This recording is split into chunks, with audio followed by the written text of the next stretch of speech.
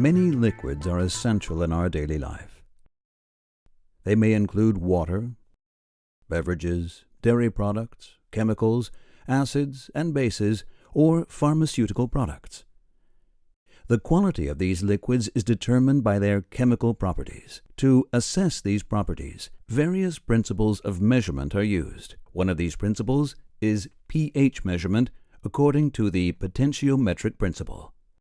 The principle can be traced back to 1909, when the Danish chemist Søren Sørensen introduced the so-called hydrogen ion exponent pH+, to describe the concentration of hydrogen ions in a solution.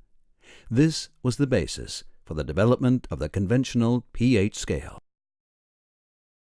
In 1889, Walter Nernst formulated the Nernst equation that for the first time related electrical voltage to ion concentration.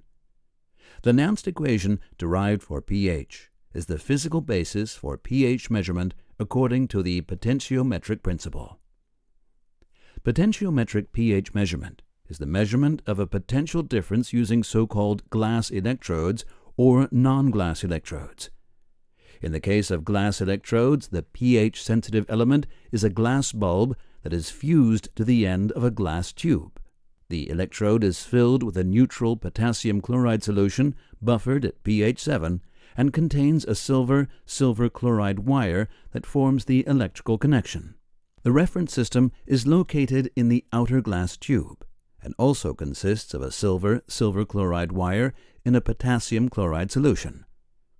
A so-called junction protects the reference system from the medium to be measured without disconnecting the electrical connection between them. The pH value is calculated from the potential difference between the reference system and the measuring system. Let's take a closer look at the pH-sensitive glass bulb to understand how this potential difference is formed.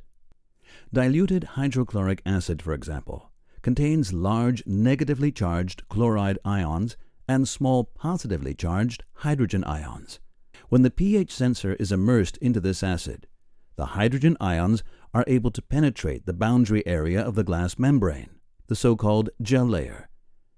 The considerably larger chloride ions remain in the solution. The result is a charge separation. The same process occurs on the inside of the sensor with the neutral solution buffered at pH 7 that has a constant concentration of hydrogen ions. If the hydrogen ion concentration, hence the pH value, on the inside differs from the concentration on the outside, a measurable potential difference forms. If the hydrogen ion concentration on the inside is lower than on the outside, as shown here, the measured solution is acidic with a pH value lower than 7. If the hydrogen ion concentration is identical on both sides, no potential difference forms and the measured solution is neutral with the pH value 7. The measured solution is basic if the hydrogen ion concentration inside the glass bulb is higher than in the measured solution. pH measurement with non-glass sensors is based on so-called ion-selective field effect transistors, short ISFET. They use a MOS transistor arrangement, which contains a pH-sensitive layer instead of a metal gate. Positive hydrogen ions forming at this layer cause the charge to be separated on the other side. As a result, the area between source and drain becomes conductive. The resulting flow of current is in direct proportion to the pH value of the medium. Just like the glass sensors, the ISFET sensor also needs a stable reference potential. The potential that forms at the ISFET can then accurately be measured against it.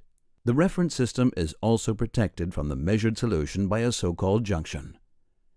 The potentiometric measuring principle by Endresen-Hauser enables highly accurate pH measurement for better product yields and less waste.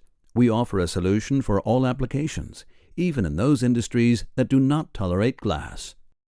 For further information on liquid analysis and the latest pH sensor generation featuring MemoSense technology, visit the Endresen-Hauser YouTube channel or www.endres.com.